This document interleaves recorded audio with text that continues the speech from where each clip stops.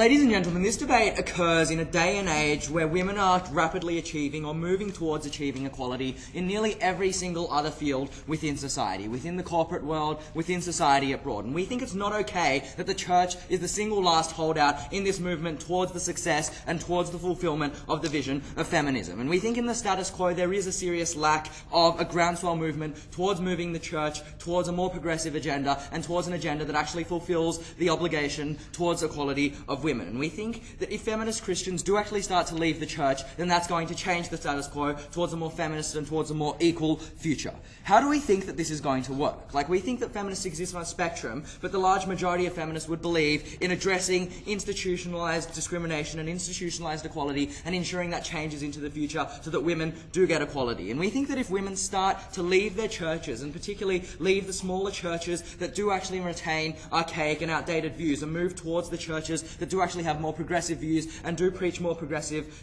doctrine, then we think what's going to happen is that we get a groundswell movement towards more progressive churches and towards more progressive views. And overall, in the long term, what we see that means is that we get a more progressive movement. And the kinds of outcomes that we wanted to see are things like the stopping of the preaching of doctrine which says that women must be subservient or must be lower in society than men. The stopping of this kind of present inequality in which women aren't allowed to take on senior leadership roles within the church and aren't allowed to take on, a say in terms of the future of the church. And we think that those things will change if women do start, and if feminists do start leaving the church. And so in proving that, I've got 3 points today.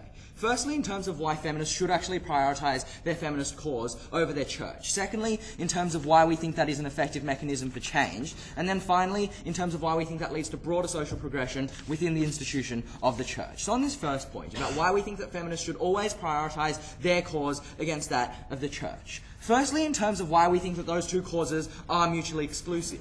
We think that both of those things are core tenets of a person's identity, and we think that both of those things form the grounds on which people actually make decisions in all other aspects of their life. In that situation, we think that where there is a conflict within the moral values that exist between the church and between someone's feminist leanings, we think that it's not okay that people maintain those two views. But secondly, what we also think is that in terms of the practical outcomes that the feminist movement wants to achieve, we think it's particularly important that women within that feminist movement do maintain consistency in their moral judgment. Why is that? Because we think that if they, are shown to have inconsistency within their moral values and do lead morally inconsistent lives in terms of their feminist values and yet ignoring the anti-feminist notions and the anti-feminist beliefs of the church, then that's ultimately hindering the progress of the feminist movement towards actually achieving greater change for women. So in light of that, why do we think that women within this dichotomy, feminists within this dichotomy, should choose feminism over their church? For a number of reasons. Firstly, we're happy to make the value judgment that we think that feminism is a far more important cause than religion is, because we think that in terms of the immediate social equality, in terms of the immediate practical benefits that we can bring to women after we've achieved equality, we think that's a far more greater and a far better outcome for women than it is just to kind of maintain that allegiance to a particular church in the short run. But secondly, what we also think is that it's just easier to renounce a church than it is to renounce feminism, right? Because we think that there is the capacity for people to move to more liberal, more progressive churches. We think there is the capacity at the same time to leave more outdated and more archaic churches, and we think that's a really positive kind of change. But moreover, in terms of the overall and broader, larger institution of the church, we just think that the values and the beliefs which religion holds are more likely to change than the core tenets of feminism, right? Because the core tenets of feminism are that we should promote equality for women. We think that that's not going to change very much, whereas we think that where the church sees it's in its self-interest and it's in the interest of its believers to actually move towards a more progressive agenda, it's going to do so. And for those reasons, we think it is more important that feminists actually prioritise that cause over the cause of their religious affiliation. But on the second argument then, about why we think that women leaving the church, feminists leaving the church, is actually an effective mechanism for leading to change in terms of progressing the church's social values. We think that churches within the status quo rely on popular support in order to exist. That's for a number of reasons. Firstly, in terms of the divine duty that churches have to fulfill, their duty is to spread the gospel, is to spread the word. And we think that in order to do so, churches have to appeal to the largest population possible, and in order to do so, they must, progress their agenda and actually address that popular support. Secondly, to the extent that we think that churches are self-interested, we don't think they exist unless they have a popular support base, right? Because otherwise they simply don't have funding, they simply don't have the ability to continue operating. And so even on a purely self-interested agenda, we think that churches do need popular support to survive. How does our proposal, or how does our worldview, leverage that need for popular support to actually change the church's agenda towards a more positive, future? in a number of ways. And firstly, in the short term, what we think is that when feminists start leaving the churches that they don't think are promoting a positive, progressive social agenda and start moving towards the churches that do promote that kind of progressive agenda, that do promote an agenda that promotes equality for women and equality in gender generally, then what we think is going to happen is that you get a growth of those particular churches that actually do promote those progressive agendas. We think in the short term that's a good thing because you get more progressive doctrine being preached and more progressive doctrine being spread. But in the longer term, what we think is going to happen is that you get a larger groundswell across the entire institution of the church, not just at a base level of single churches, but across the entire movement of the religion. Why is that? Because when you get that conflict existing between those churches that still promote really outdated, really archaic agendas, and the more progressive churches that are liberal and that are open to the core tenets of feminism, then what you get is a far more rational debate, and a forced far more rational debate between those different factions of the church. We don't think that debate occurs at the present because quite simply there isn't the imperative for the church to carry out the debate.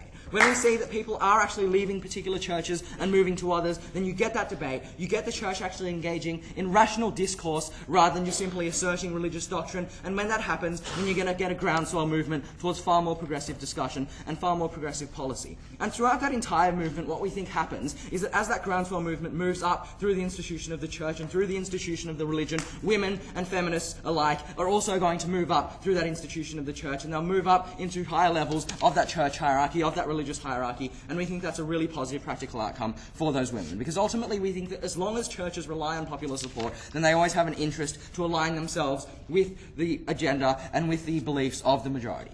Moving on to this third point then, on how we actually encourage broader social progression beyond even just that of the feminist cause. We think in the status quo that there's largely a trend towards the church being held, or not being held rather, socially accountable. We think that because the church hasn't seen this kind of large groundswell movement in any of the other areas of its operation, we don't think that the church is actually held accountable to social progressiveness and to social progression on important issues such as this.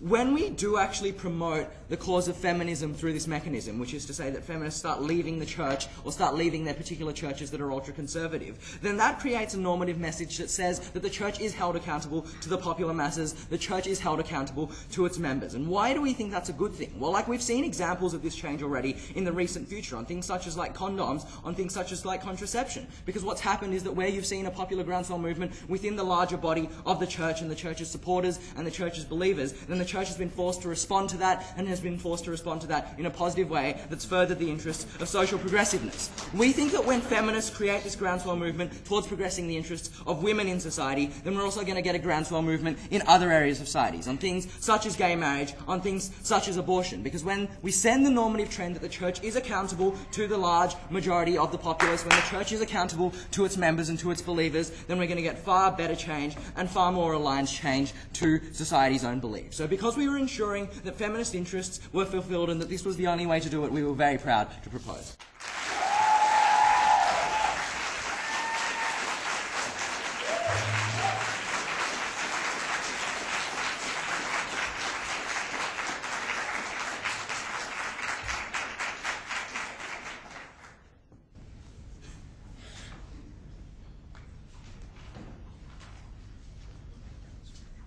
Excellent. I'd like to thank Ronald for that speech and call on Steph to start the case for the negative.